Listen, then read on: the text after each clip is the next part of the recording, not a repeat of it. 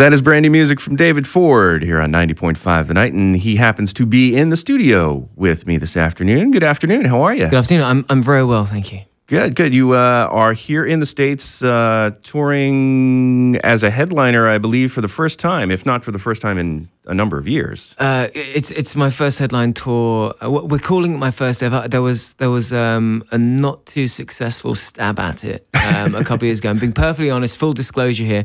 I did play some headline shows on what is now we now refer to as the Humiliation Tour, which was a tour of cities that I had never previously visited.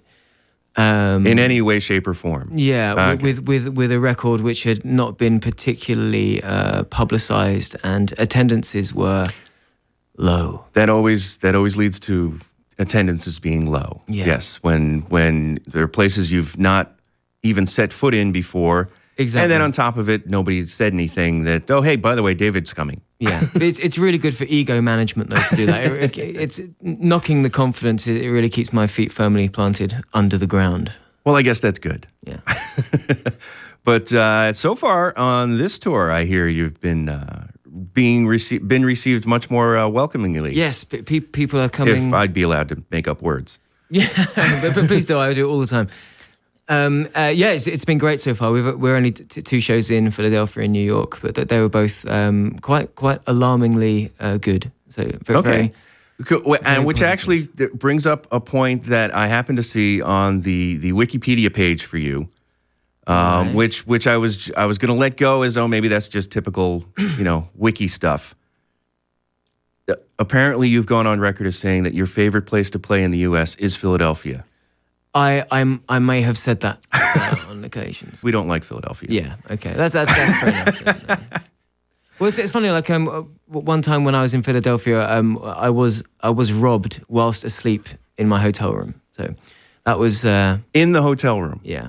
That's pretty special. It was special is one way of putting it. It was it wasn't so special in the morning, but still, I mean, my thing about Philadelphia is, and if I may justify, and I don't mean to sound like a Philly lover, a Philly file or whatever you call it, but I just every time I play shows there, that they always go very, very well, and the audience is very appreciative and very welcoming and very warm here. Sure. But I have very limited experience of playing in New Jersey, so it may be a whole lot better here. Yeah. So look, okay, Jersey Shore people, I know you're out there. I'm putting this on you. David Ford has to move Philadelphia down to number 2. Exactly. After tonight. We're going to talk about the new album, Let the Hard Times Roll, which I, even when I first heard that, I was like, that's a pretty cool turn of phrase. Let the hard times roll. Yeah, I want it to be the title of the record so long before the record was finished. Sure, yeah. But for me, it was partly due to the era in which the record was made. It was kind of pretty much throughout the whole of 2009, which was the global economic slide, if you will. And it's kind of put me in mind of the Great Depression of the 30s, and how in those times though it was kind of quite a good inspiration for a lot of good artistic output. So that's kind of the weird thing. Like I guess historically, some of the greatest output of art, whether it's music or painting or poetry or fiction or whatever, comes from times of hardship. Yeah, exactly. And I'd been reading sort of a lot of the Steinbeck novels and things, and getting sort of really into sort of, Dust Bowl America, absolutely, and things. But also similarly, and just kind of drawing upon sort of historical and artistic precedent, and trying to, but still very much focus it in the modern day. Cool. Well, if you're ready to play one, absolutely. I don't know if what you're going to play has any relation to what we were just talking about. Very little, in fact. Yeah. Okay. Good. David Ford here on 90.5 The Night, Brookdale Public Radio.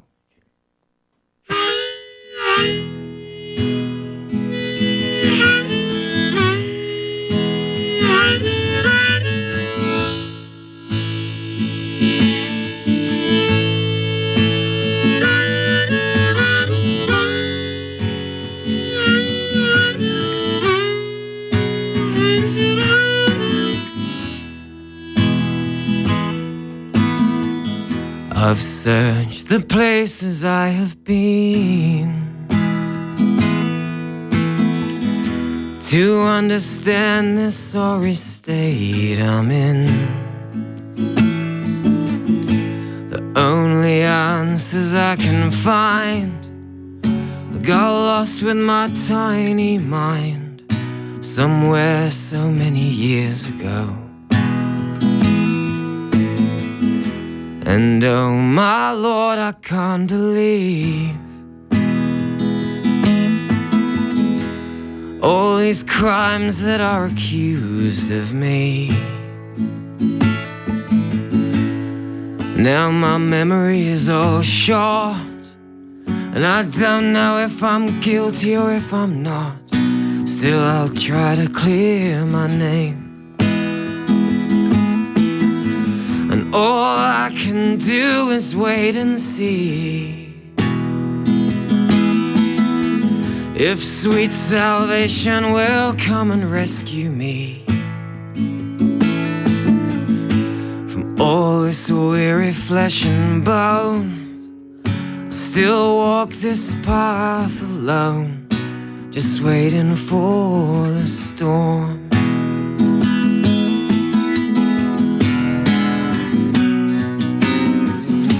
I've heard it often said, there's only one sure thing. So I'll brace against the storm, but I'll be hoping, I will be hoping that the springtime will come. Maybe the sky above will break, and I'm hanging on for pure survival's sake.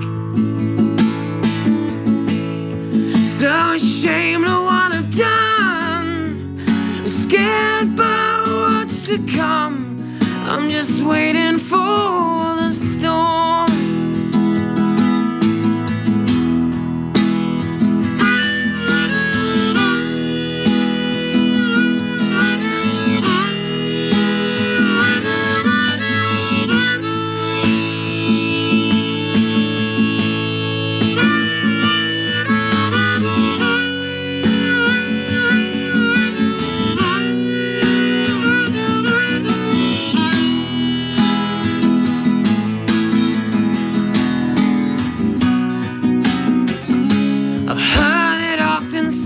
There's only one sure thing. So I'll brace against the storm, but I'll be hoping, I will be hoping that the springtime, it will come. I'll be the one to take the fall for all these sorry sons of clutching at the shortest straw, a martyr without a cause, just waiting for the storm. I know this weary flesh and bones, I still walk this path alone, just waiting for a storm.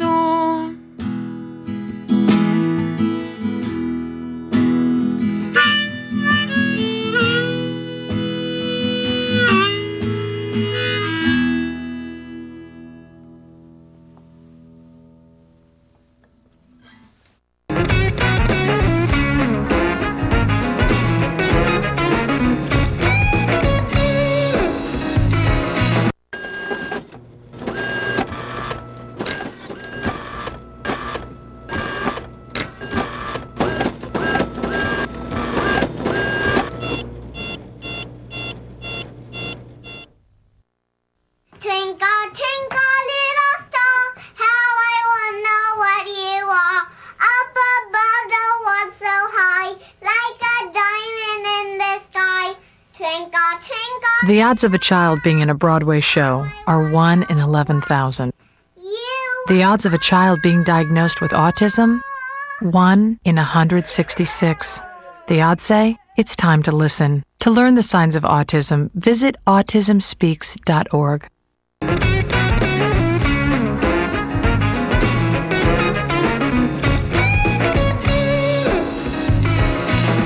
The new album's called Let the Hard Times Roll, which we've been playing here at the night, making up for lost time for, I guess, the last 5 or 6 weeks at this point. Thank you for that. Oh, our pleasure, our pleasure. And it's kind of funny because at the time, and actually up until yesterday, nobody could get a copy in America. But as of yesterday, I believe you said, it's available on iTunes. It is, yes. And coming up in the next few weeks, it will actually be released in physical copies here in the States. I believe April 20th is... Okay, that works because I know that's a Tuesday. April 20th? Yeah. That's a Tuesday. I know it's... Is it? Okay. I know that would be right then. Good. So the new album is actually going to be available here in the States on April 20th. On a Tuesday. And are you planning on coming back after it's out and doing another run through some of these places? I expect so, yeah. Later on in the year. We don't have anything sort of firmly in the diary in ink just yet, but we're sort of flying by the seat of the pants at the moment because it's a very new model of what we're doing, like without major record label involvement. I was going to say, in the past you have been on major labels and your solo record, and so you've been part of the machine. And now you're finding out what all those people in the office used to do, right? Well, no, actually, or not. Exactly. We're kind of essentially the record was made by two people, and then it's essentially being sort of the release is being coordinated by another two people. It seems like we're not expecting to have sort of #1 hits and platinum records and what have you, but at the same time, it's funny how when you kind of take away all the usual sort of shenanigans that goes with releasing a record, how actually at the very heart of it, it's just you make a record that you believe in and you try and get it to people. I mean, there's something to be said, and there will always be artists at the certain strata that need the machine. Yeah. But if you surround yourself with people who like you, people who get it, and people who are good at their job, you can create your own team and probably get as far as you would if you were part of the machine. Exactly, yeah. And now you've already had a fair amount of success with this record at home.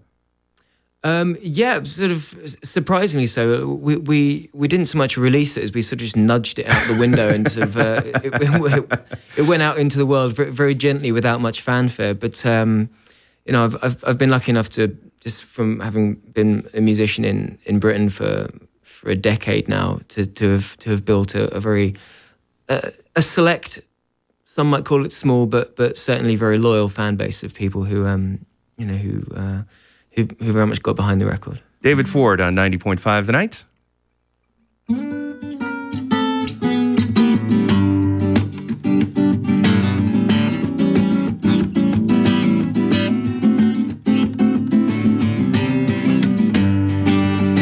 Holy cow, I need to get myself together, 'cause she's not the one for me. She's gonna take my hand and drag me into stormy weather, 'cause she's not the one for me. She's got big ideas, some of the ugliest you'll ever know. She's not the one for me. Got me bad 79, 83 and 87. She's not the one for me. Hey, hey.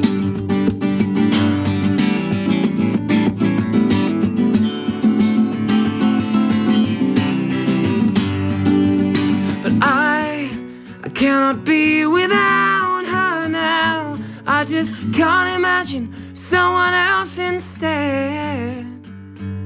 And I know that she's no good for me. But she's all in my head. One of these days I know she's gonna end up killing me. She's not the one for me. She's got a perfect smile, it's all yellow teeth and villainy. She's not the one for me. Tell strangers, tell me she's up to something, kid, I'm warning you. She's not the one for me.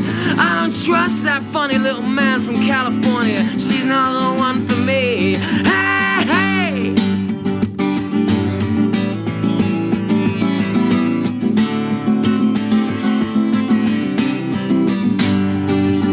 But I cannot be without her now. I just can't imagine someone else instead. And I know that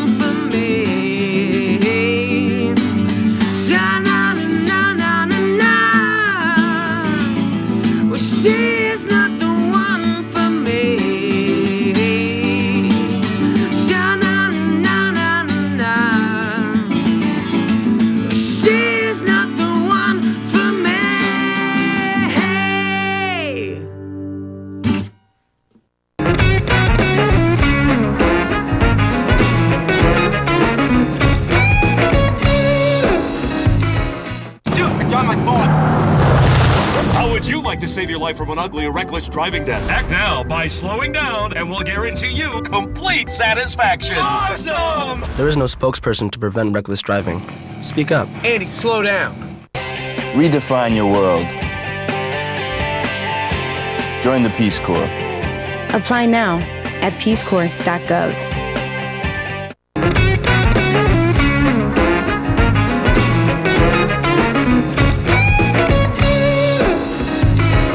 Another brand new one from David Ford here on 90.5 The Night. That is on the album Let the Hard Times Roll, the brand new album from David.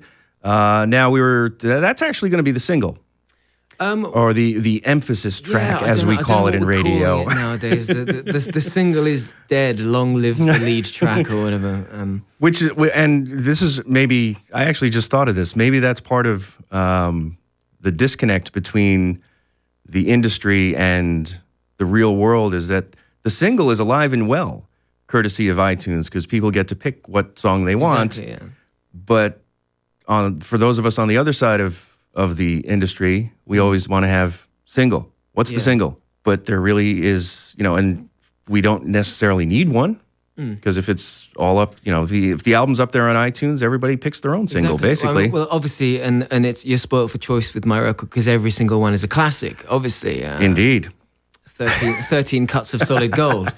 And then, of course... but generally, they like to sort of guide people in a particular direction, and that's fair enough. Yeah, exactly. I mean, not for nothing, some of us in this industry like to have things made easier for us. So, and if somebody points us in the direction of a particular song, we'll probably do it. Yeah.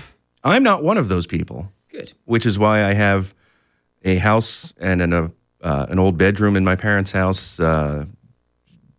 Basically, I've built a CD fort everywhere I live. There are piles and piles of CDs that I'll probably never, ever get to listen to, but that's partly because the ones I do listen to, I actually listen to them all. It's good to know that they're there, waiting. Yes. David Ford is here on 90.5 The Night Tonight. He's got a brand new album, Let the Hard Times Roll, which we've been talking about how it's coming out on April 20th here in the States. I'm going to go out on a limb and say you have copies available tonight? Yes, we do indeed. If you want to steal a march and get in there early, you can have it long before the rest of the nation.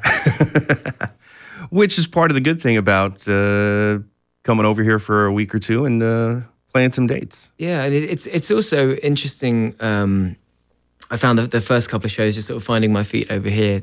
It's just the slight differences between Britain and America means that just the way you play songs and the particular songs you play and the way you talk to the audience is very different. Because some of my songs are sort of about singularly British experiences and things, and some of them don't translate so well to over here. That's funny. I was actually last night, for those people listening out there, if I sound tired, it's because I got home at 4 a.m. last night after helping out Jesse Mallon at his club Bowery Electric. I was DJing for the night, and when the show part was over, I went upstairs to the other bar, and who did I run into but James Maddock, formerly of the band Wood. Lovely. And we were actually talking about that very thing, how I think I described somebody to him as having that kind of typically British arrogance. I hope that I don't come over arrogant at my shows. I don't think that's the case. It's a very It's a very sort of warm, fuzzy, friendly vibe. Well, that actually, I like to try and Marcus used the word arrogance. I would actually call it confidence. Right. And not to the point of being cocky either. There is a certain swagger that some British artists may exhibit, I guess it's always been the case, and then I think it sort of was amplified by the Gallagher boys. Yes. Yeah. Had a bit of that, and I kind of. I mean, it could even go all the way back to Mick. Yeah, that as well. But I mean, I kind of think Mick was a lot cooler with it, though. But then maybe the Gallaghers were. Yeah, probably. Yeah, I think I come from kind of a sort of a different part of the British psyche, if you will. I'm sort of I like to think of myself more, from the Noel Coward school than the.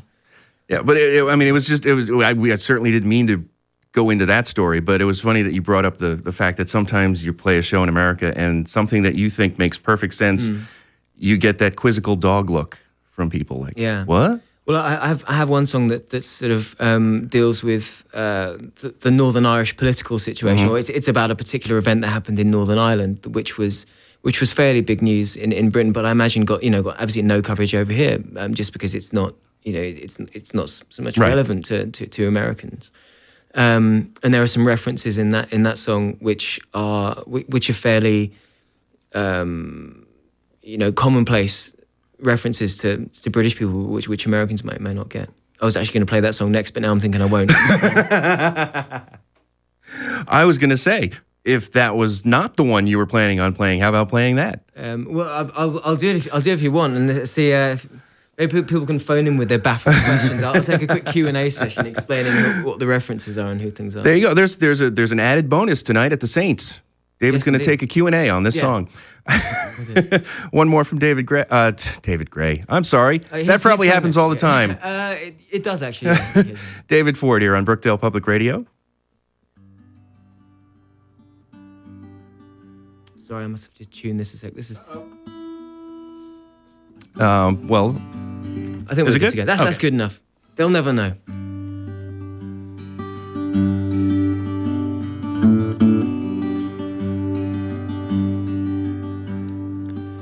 Stephen, the flags are half-mast at the station. There's a cloud hanging over this town. The wind blows apology and the sun looks ashamed as he hides out behind Portadown. And out there are children still raised on old anger to believe there's a reason to fight. But a piece of land's only a piece of land, and you will not come home tonight. Stephen, the uniformed visitors came unexpectedly late yesterday. I opened the door to a man and a woman. Oh, I knew what they'd come here to say. Oh, I've never seen any darkness so deep as the moment when I clicked off the light. And a piece of land's only a piece of land, and you will not come home tonight.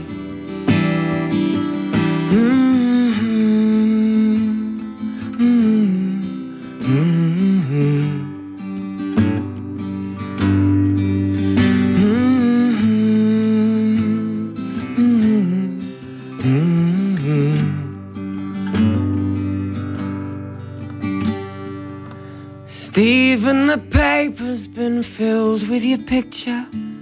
You know, it seems the whole world knows your name.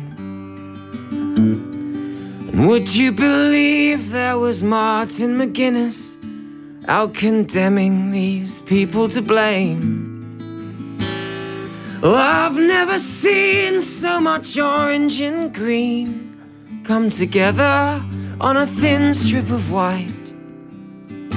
Still, a piece of land's only a piece of land, and you will not come home tonight. No, a piece of land's only a piece of land, and you will not come home tonight.